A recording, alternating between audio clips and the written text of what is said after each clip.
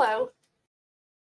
We'll talk about volcanoes, covering chapter 6 of our textbook. So first we're going to take a look at the nature of volcanic eruptions.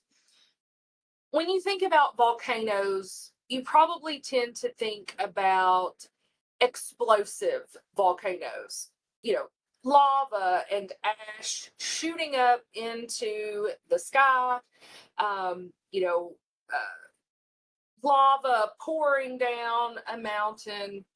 And I think in the media and with TV shows and movies, that's what a lot of us think about when we think of volcanoes.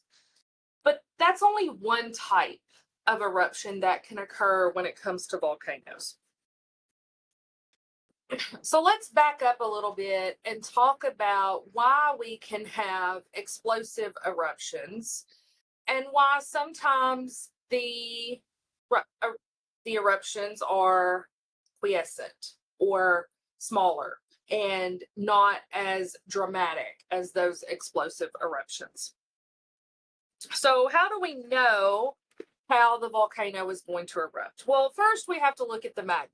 So we know that magma, of course, is molten rock that is below the surface, and it is going to contain some solid material typically, but also amounts of dissolved gas within it, mainly water vapor and carbon dioxide, but we can also have other gases like sulfur dioxide, for example.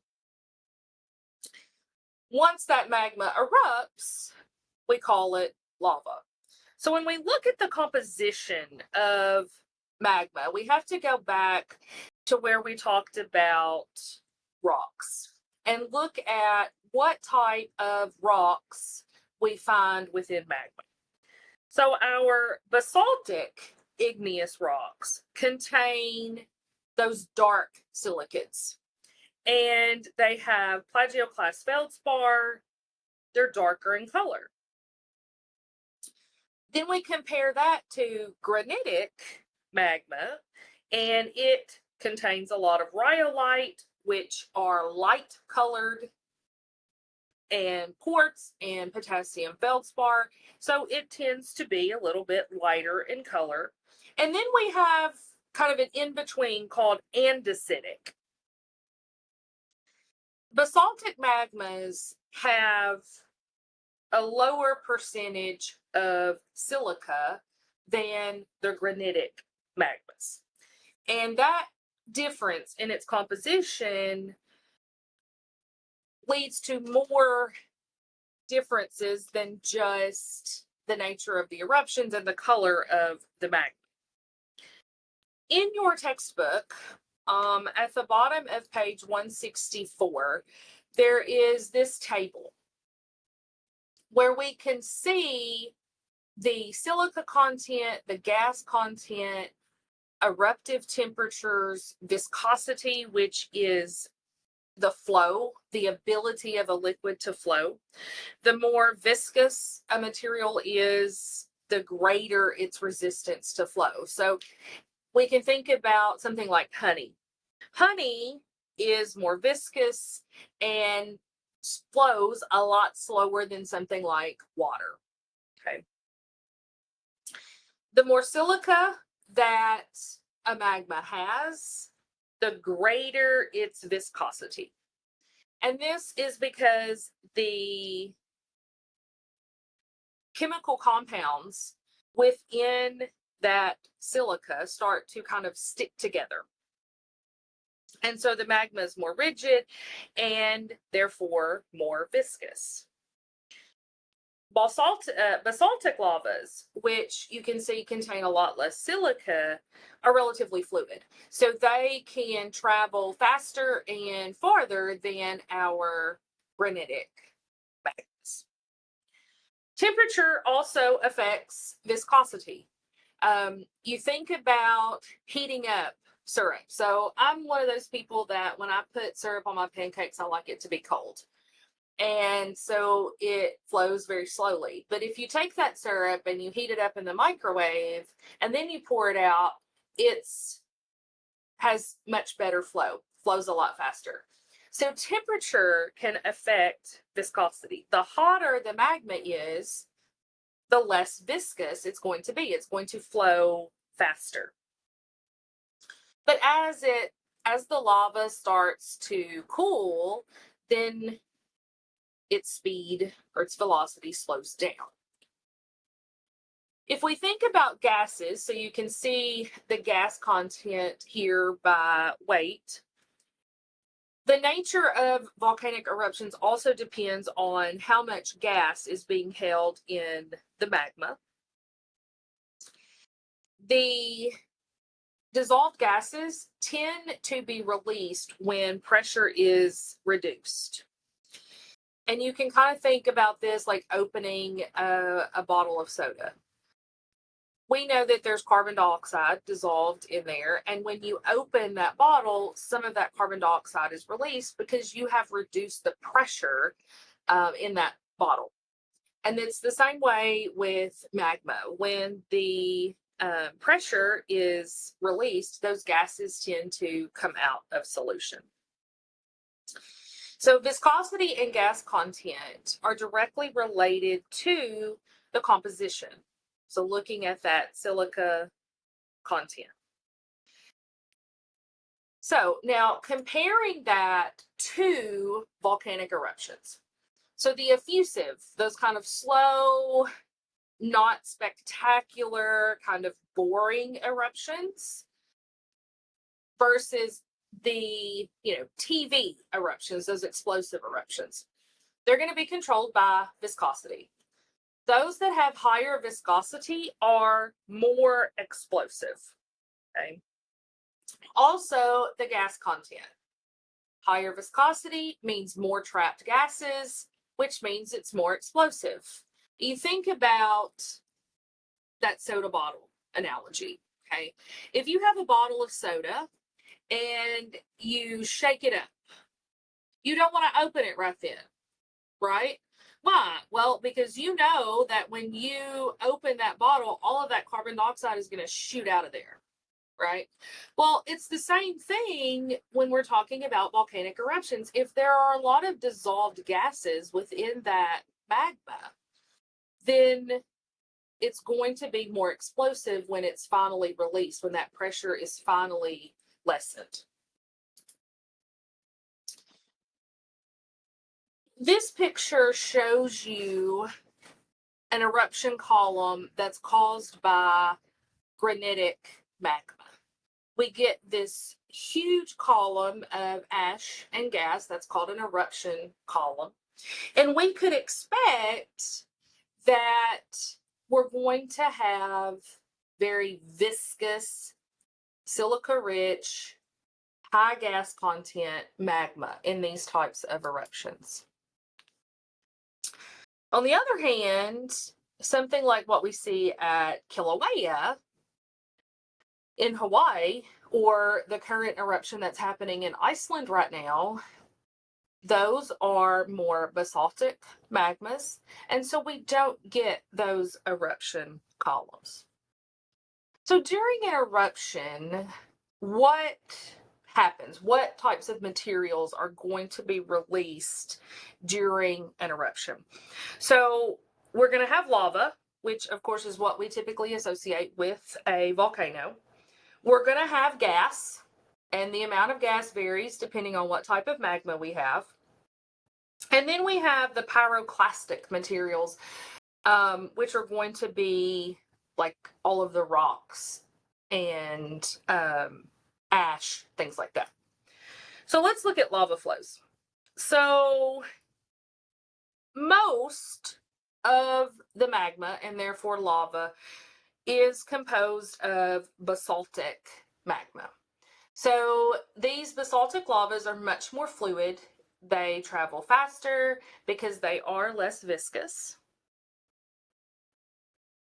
On land, hot basaltic lavas, which again are very fluid, generally are going to flow in thin sheets or stream-like ribbons. They can exceed 19 miles per hour. So as this lava is flowing, it can exceed 19 miles per hour down steep slopes, but 30 to 100 feet per hour is a lot more common. So it's not moving super fast typically.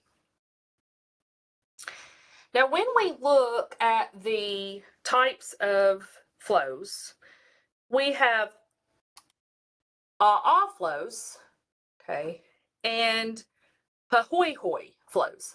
These are named in Hawaiian, so it's a little bit harder to pronounce, but we have ah flows and pahoehoe flows. Ah flows are very jagged. They have really sharp edges, they have projections, and once this flow is hardened, walking across it, very difficult. On the other hand, the pahoehoe flow has kind of a ropey appearance. It's very smooth and a lot easier to walk across. So when you look at this picture here, so you see this flow here, and then you see the pahoehoe flow, an older pahoehoe flow here in the foreground. So you can really see the difference in the types of flows. Now, these are both the same type of lava, but it's just how they flow. And you can see the pahoehoe flow is very smooth, kind of pillowy almost, ropey as it's flowing here, whereas the flow is not. Okay.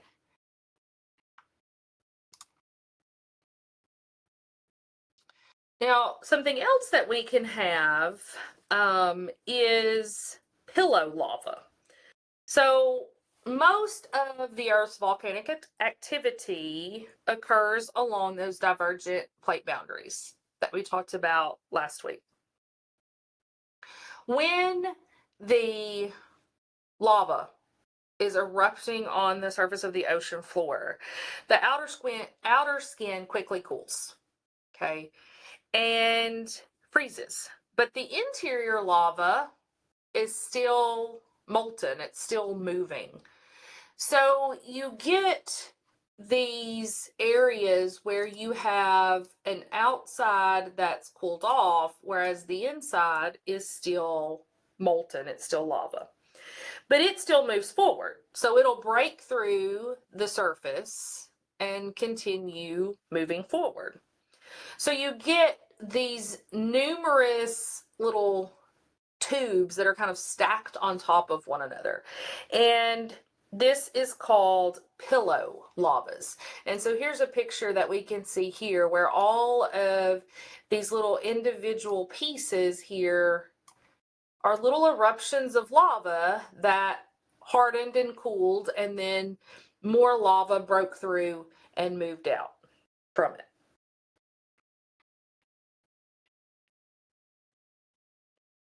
Okay, so that's our lava. So now let's think about gases.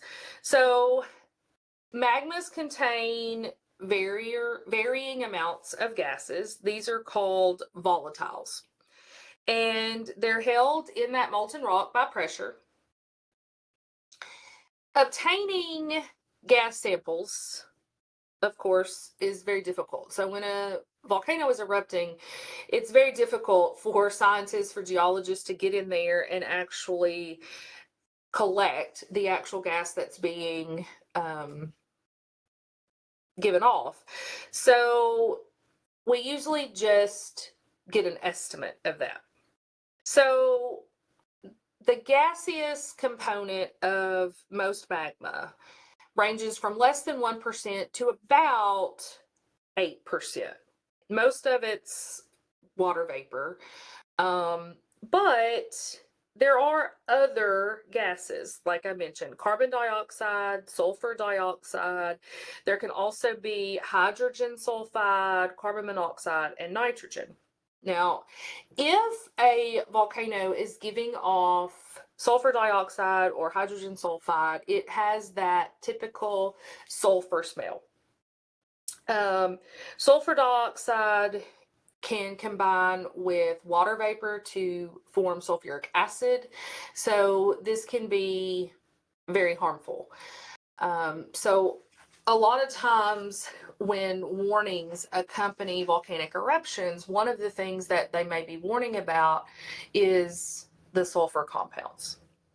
Now, the third thing that we can have with an eruption are the pyroclastic materials. And this occurs when a volcano exerts a lot of energy when it erupts. And so this can be pulverized rock, can be lava and glass from the vent.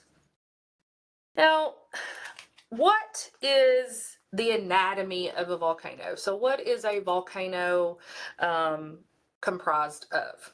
And what types of volcanoes do we have? So let's look first at the anatomy of a volcano.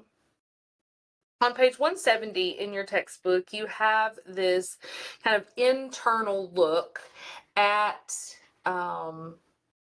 a volcano, and we're going to watch the smart figure that is associated with that. Hi, this is Callan Bentley. Welcome back for another smart figure. After watching this video, you should be able to describe the various bits and pieces that make up a volcano. In other words, describe the anatomy of a volcano. If anatomy seems like a funny word to apply to a volcano, consider Cleveland Volcano here, one of the composite volcanoes in the Aleutian chain of Alaska.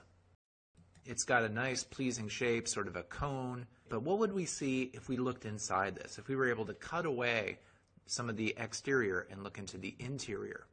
Well, there's a figure in the book that basically looks at this very issue. What are the different parts of a volcano? The first thing that you'll notice is that there's this central pipe or conduit through which magma rises to the surface.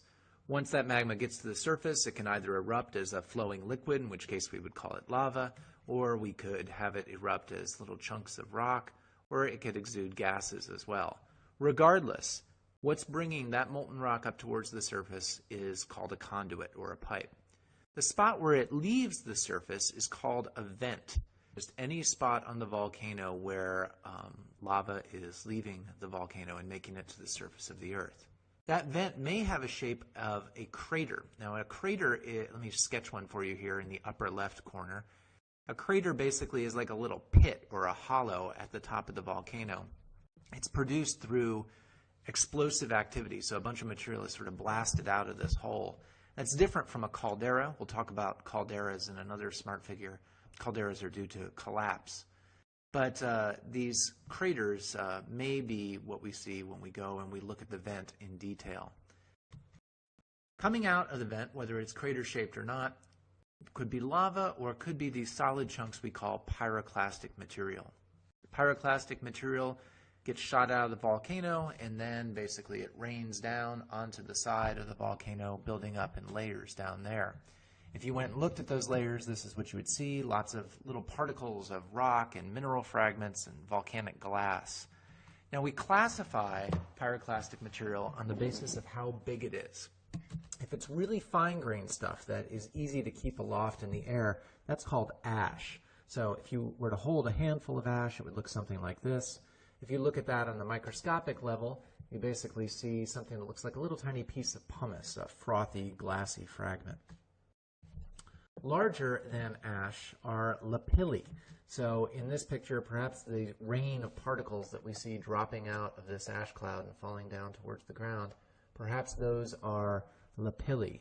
So lapilli are medium-sized volcanic fragments. In this case, we see some basaltic composition lapilli. There's a quarter for scale, so you get a sense that these things are about between the size of a sand grain and the size of a ping pong ball. In addition to ash and lapilli, we have bigger chunks like blocks. Blocks are solid fragments that are thrown out of the volcano due to its explosive force. Here's an example of a big block. You can imagine the sort of force it would take to take that solid chunk and fling it through the air. There could be liquid droplets of lava that end up getting tossed into the air, and as they fly through the air, they cool down to become bombs. Bombs have this cooled exterior crust, which looks kind of like the crust on a loaf of bread, and they have an overall shape that's roughly like a teardrop. So the difference between bombs and blocks is that bombs leave as liquids, land as solids, whereas blocks leave as solids and land as solids. All right, the only other thing on this picture that we haven't talked about yet is this little sideways conduit that is bringing lava up to a little vent on the side of the volcano. That little vent is referred to as a parasitic cone, and the material that's issuing from that parasitic cone is, of course, a lava flow. So we see a nice lava flow there. All right, so we've talked about a lot of different features on this volcano. What I'm going to do now is I'm going to clear the slate, and then I'm going to ask you to pause the video and test yourself on what these different features are called. So once I bring up the blanks, go ahead and pause the video. When you think you have the right answers, start it up again, and we'll check your answers. Okay, welcome back. Let's see. So this is a good way to test yourself. You'll see this figure again throughout this chapter and perhaps on your unit assessment. So now that we have looked at the anatomy of a volcano, let's look at the types of volcanoes that we can have. Types of volcanoes. There are several different kinds of volcanoes. Generally, differences in magma composition and style of eruption result in different kinds of volcanic peaks. Cinder cones are the smallest kind of volcano. They are steep, cone-shaped peaks built up entirely of pyroclastics. The kind of magma associated with cinder cones varies, but it is often basaltic. Cinder cones may erupt only once or twice before becoming extinct, and few are higher than about 450 meters or 1,500 feet. Shield volcanoes are broad, low-lying peaks that are built up from layer upon layer of solidified fluid lava flows. Basaltic lava tends to be very fluid, and so most shield volcanoes are made up of basalt. Shield volcanoes can become very high, but they are never steep-sided. The Hawaiian Islands consist of a chain of large basaltic shield volcanoes that formed over the Hawaiian hotspot. Composite volcanoes are large, symmetrical, cone-shaped volcanoes. They commonly form from intermediate composition lavas, such as andesite, that contain a moderate amount of silica. Such volcanoes will experience both explosive eruptions of pyroclastics and quiet eruptions of relatively fluid lava. Composite volcanoes build up with layers of pyroclastics ejected by explosive eruptions, alternating with lava flows from non-explosive eruptions. The pyroclastics tend to produce the steep slopes, while the lava flows hold this loose material together. Dome complexes or plug dome volcanoes form from very thick or viscous lavas, such as high silica rhyolite. Lava bulges up from the vent, and the dome grows mostly from below. Because these lavas tend to be slow-moving and sticky, explosive eruptions of pyroclastics are also common. Lava domes occasionally develop within the craters of composite volcanoes when viscous magma moves up into the vent. All right, so there you got a look at the types of volcanoes. So let's go into a little bit more detail about these. So shield volcanoes, as you saw, are the largest volcanoes. They're very broad. They don't typically look they don't look like what we think of a typical volcano looking like. They're very broad and just have a very slight slope to them. These are comprised of basaltic lava, so we get very effusive or mild eruptions with a lot of lava that just kind of builds, spreads out and then builds on top of itself. what we see in Hawaii are multiple shield volcanoes. So now we're going to watch a video, a mobile field trip video looking at the shield volcanoes of Hawaii.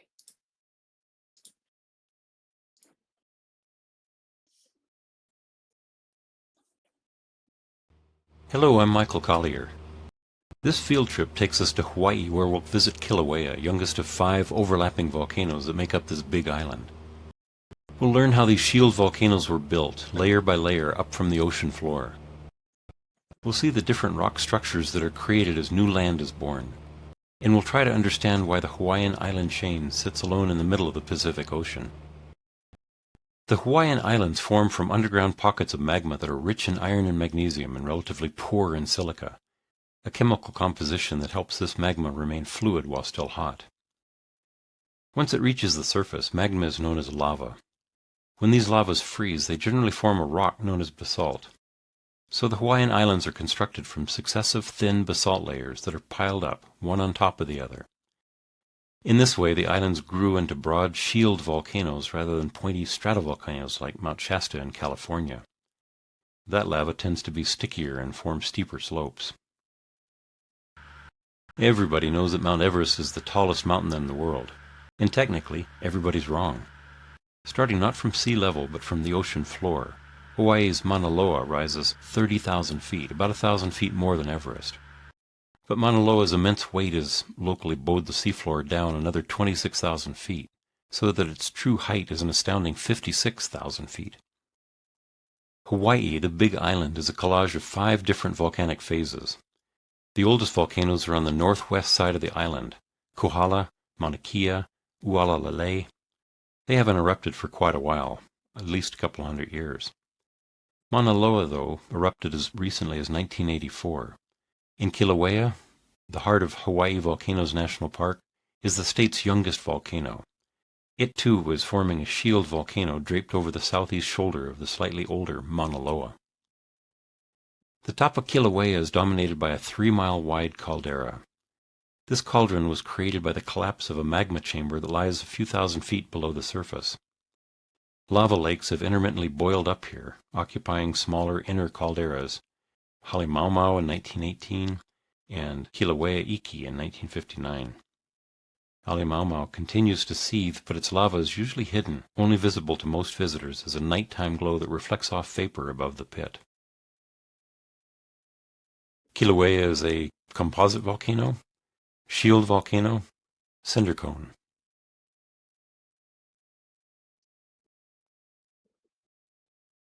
Kilauea is a shield volcano. The most recent eruption at Kilauea started more than 30 years ago and continues today along what's called the East Rift Zone. The initial eruption was heralded by a swarm of earthquakes caused by magma fracturing rock as the fluid forced its way toward the surface. As this vertical blade of magma rises, it inflates the southern flank of the volcano and shoves older basalt sideways a few feet toward the ocean. Kilauea's 1983 eruption debuted with fountains of red lava that sprayed skyward from the initial vent. The cinders fell back to earth and grew into an 850-foot-tall cone called Pu'o'o. 3 years later, the eruption shifted a couple miles down the East Rift Zone, where liquid lava began to pour rather than spray. Flows ran downhill toward the ocean, eventually overrunning 100 homes in the community of Kapana along the way. Kilauea is producing 10 to 20 million cubic feet of lava a day, adding something like 42 acres every year to the island size. The lava often moves just below the surface, concealed in lava tubes as it makes its way downhill toward the sea. A lava tube forms when a flow chills on its surface but remains hot and molten inside. When the last of the flow is passed, only the tube remains. Flows can sometimes be recognized as they belch sulfur-rich gas clouds. This sulfur contributes to acid rain and the volcanic smog, or VOG, that has plagued Hawaii since the eruption began. The ability of lava to flow is determined to some degree by its gas content and chemical composition, but temperature has the most immediate effect on lava's viscosity. As it freezes, the resulting basalt can be smooth if the lava was still very hot when it began to slow down. This produces what's called pohoihoi basalt. But if the lava had already begun to cool while still in motion, the sticky liquid would likely freeze into a prickly basalt called a'a. Eruptions at Kilauea can sometimes be more explosive, ejecting ash into the air. The ash falls back to the ground and forms a porous, relatively light rock called tephra. Kilauea is not the youngest volcano in the Hawaiian chain. A new volcano called Lui'i has begun to grow 22 miles southeast of Hawaii. Its summit is still 3,000 feet below sea level, but it's actively building up toward the surface. Stick around another 10,000 years and you may see it emerge above the waves. It's not an accident that Lui'i lies to the southeast of the Big Island. In fact, if you look at the entire Hawaiian chain, all of the islands are progressively younger in this direction. Kauai formed first 5.5 million years ago, while the Big Island began to rise above sea level only 500,000 years ago. The Hawaiian Islands are part of a chain that stretches almost to Russia. Most of the volcanoes in this 3,600-mile chain remain underwater, called seamounts like Lui'i, that stick up from the ocean floor but don't reach the surface. The oldest, the Detroit Seamount near the Kamchatka Peninsula, formed 81 million years ago. And guess what? Starting with the Detroit Seamount, the entire chain is progressively younger to the southeast, toward Hawaii. Now, most volcanoes around the world erupt near plate boundaries, but Hawaii lies squarely in the middle of the Pacific Plate, 2,000 miles from the nearest mainland. What's going on here? The best explanation for this pattern is that the Pacific Plate is being dragged across a plume of rising magma called a hotspot that's been more or less fixed in the mantle, while the overlying crust moves to the northwest. Imagine dragging a sheet of metal over a fixed blowtorch. This motion singes a track into the plate, oldest where the torch first started burning the plate, and youngest where the torch currently sits. In real life and on a larger scale, you'd be looking at the old Detroit Seamount on the northwest end of the track, and young Hawaii on the southeast. What did you learn? So we talked a little bit about that Hawaiian hotspot before when we were looking at plate tectonics. So this gives us a really good idea of how those are moving and how those volcanoes are still forming and erupting. So the second type of volcano that we have are cinder cones. And as you saw in the first video there, cinder cones are relatively small. They do have kind of steeper sides from a shield volcano, tend to occur in groups, and they erupt a couple of times and then they're done. We see a lot of these kind of dotting the southwest throughout Arizona, New Mexico, down into Mexico as well. They tend to produce pyroclastic material that settles down to kind of build the shape of the cinder cone. And then we get this crater in the middle that's formed from the those explosive eruptions. A composite volcano, that's what we typically think of when we think of a volcano. Very wide at the base, thousands of feet high. And these are composed of lava flows and pyroclastic debris. So composite volcanoes tend to have violent eruptions, but they can also have more fluid eruptions that contribute to the building up of the sides. Most of these are in the Ring of Fire around the Pacific Ocean. So like in the Pacific Northwest, like Mount St. Helens, Mount Rainier. We've got Mount Fujiyama here in Japan. So these are our classic composite volcanoes, what we think of when we think of a volcano. So what are some of the hazards associated with volcanoes? So first we have the pyroclastic flow. So we know that we have all of this pyroclastic debris that is going to be thrown into the air when a volcano erupts. And you know that we have ash, we have the gases, we can have the lapilli, the bombs, the blocks, all of that.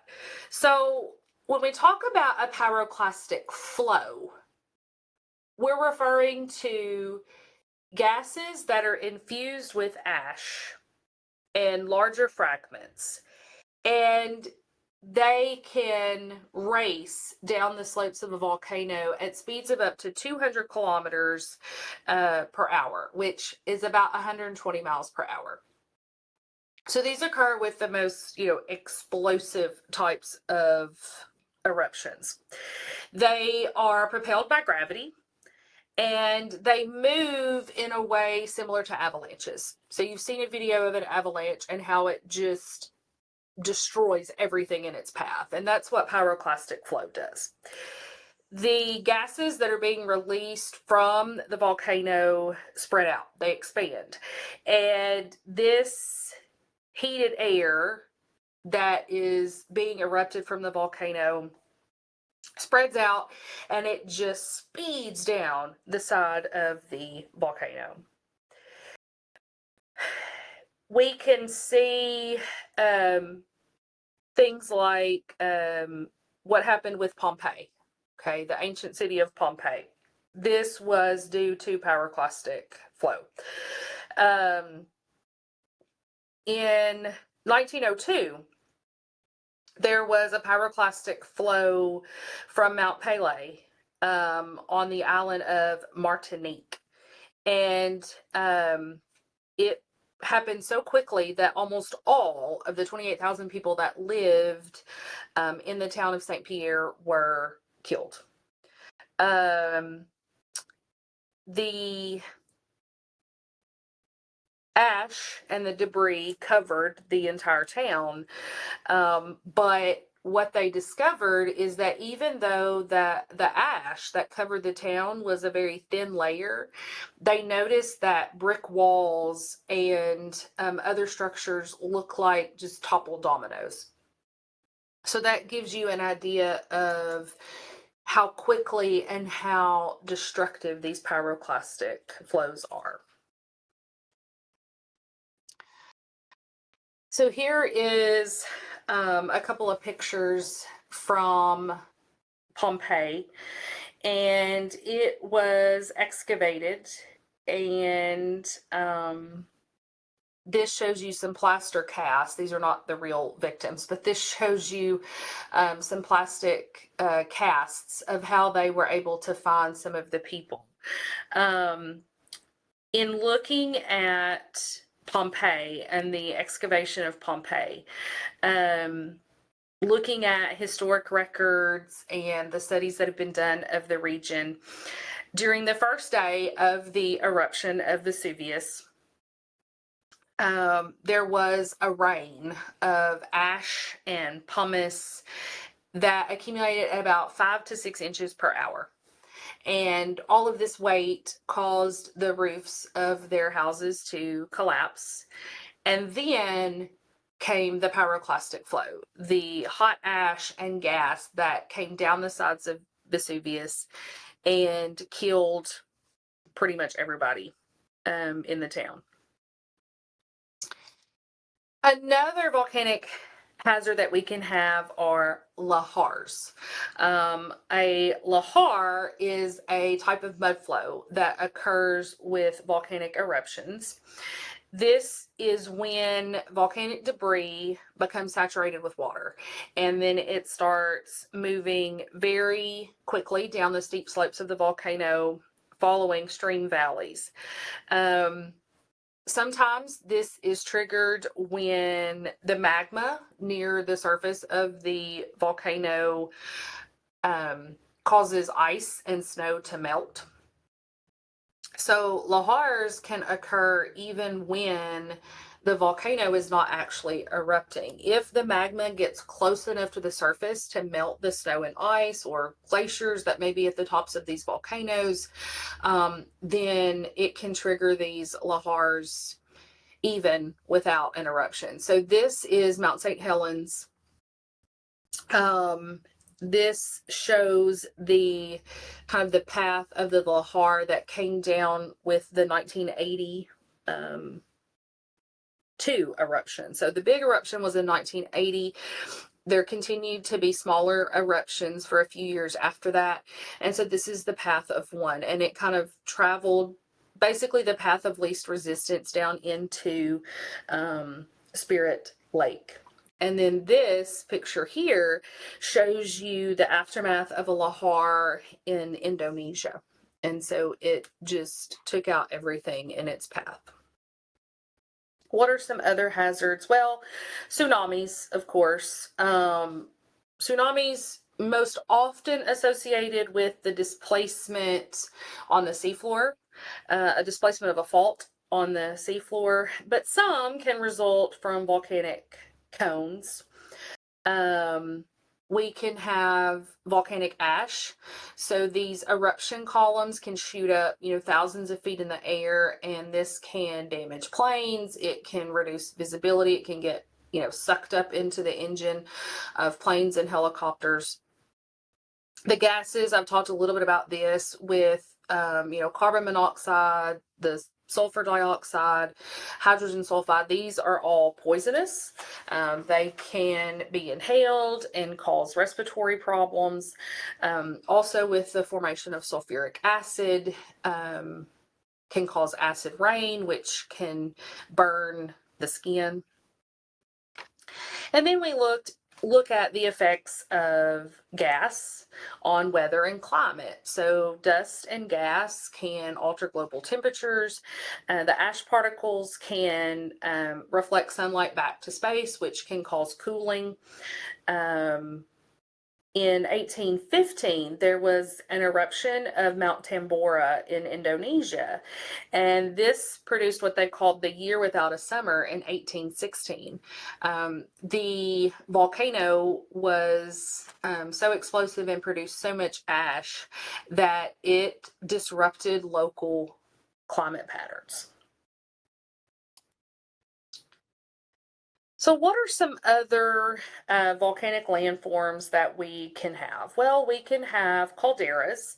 Calderas are very large, steep-sided depressions, and they can form from the collapse of an empty magma chamber. So once an eruption has occurred and there's no more magma coming up into that chamber, it can collapse. It can be formed from the collapse of the top of a shield volcano. That is caused by drainage of a central magma chamber, or the collapse of a large area due to discharge of pumice and ash. So in this figure here, you can see the formation of a Crater Lake type caldera. So Crater Lake is in Oregon, and it is situated in a caldera that is about 10 kilometers or 6 miles wide and 600 meters, which is almost 2,000 feet deep. And so the magma chamber, we had an eruption, the magma chamber was partially emptied, and then the summit of the volcano collapsed. And over time, that caldera fills with rainwater and groundwater, and then we have Crater Lake. And they are showing you a close-up picture here of Wizard Island, which has formed in the middle of the lake due to some subsequent eruptions that are producing some land here. We can also have fissure eruptions and basalt plateaus. So most volcanic material is extruded from fractures in the crust called fissures. And instead of building cones, these fissure eruptions emit this very fluid basaltic lava in a wide area. And these are called basalt plateaus. They have a basaltic composition. They're relatively flat and broad. One example is the Columbia River Plateau, which is in the northwestern United States throughout Washington, Idaho, and Oregon. Then we can have volcanic necks.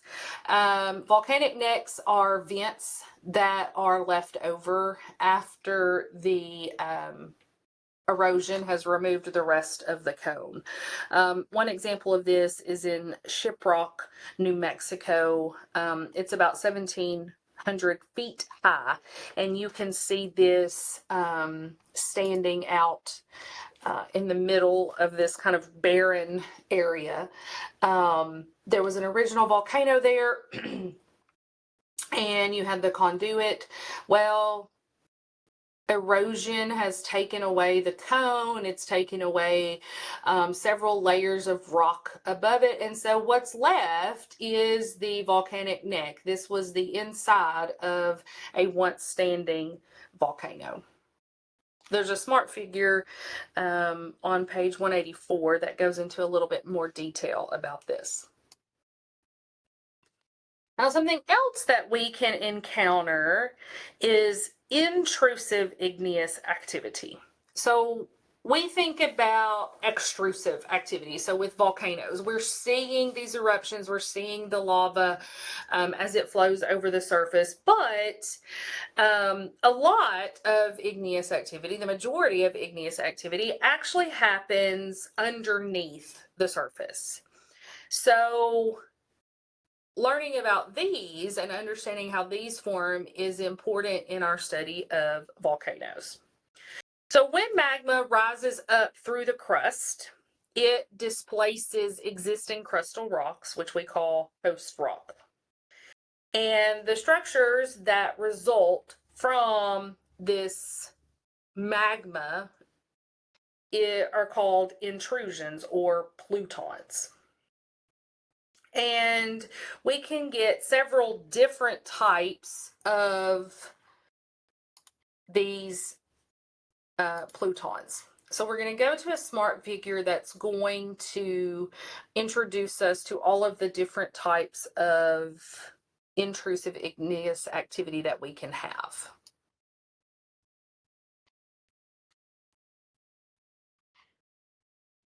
This animation shows magma rising toward the surface, feeding two volcanoes and a fissure eruption. Magma is also moving into fractures and between bedding planes. When this subsurface magma cools, it produces intrusive igneous features such as dikes, sills, and laccoliths. A period of erosion exposes these intrusive features, as well as two volcanic necks. Continued uplift and erosion eventually exposes a massive igneous structure called a batholith. Batholiths form the core of some prominent mountain ranges, like California's Sierra Nevada. So here in this video, you got a very quick introduction to some of these igneous structures. And here is a picture of an exposed portion of the Sierra Nevada batholith. So we don't see these structures until we get erosion and uplift that occur in the crust. So the next section of the chapter looks at melting of the lithosphere in the asthenosphere region and the origin of magma. And I'm just going to skip forward a little bit and take you to this figure. So this shows the areas of volcanism on the earth. And this is a 2-page spread in your book on page 192 and page 193. And this shows you where all of the different types of volcanic activity we can have. So in convergent plate mechanism, where we have, oceanic lithosphere that subducts either under typically under oceanic crust. The melting in the mantle produces that magma. We get a volcanic island and we get these volcanoes. We can have divergent plate volcanism that we see here. We see this a lot along the seafloor, where we have two plates that are spreading apart from one another. Melting in the asthenosphere leads to a magma chamber, which leads to lava flows. We have the intraplate volcanism like we see in Hawaii. We've got that mantle hotspot, that plume of magma that is coming up to the surface and producing lava that will eventually give rise to new islands within the Hawaiian island chain. We can see intraplate volcanism on land as well. So it's kind of the same type of scenario as we see in the ocean, but within the continental crust. Another example of convergent plate volcanism that we see when the oceanic lithosphere descends underneath continental crust, and this is where we get those plutons. We get the dikes and seals and all of those intrusive features, but we also get the formation of new volcanoes, and this is what we see like in the Pacific Northwest. And then another example of divergent plate volcanism that we see on land is when we have continental crust that is pulling apart, like in the Rift Valley in Africa. Molten rock comes up through the mantle. So that gives us a look at the at volcanoes and the features that form them.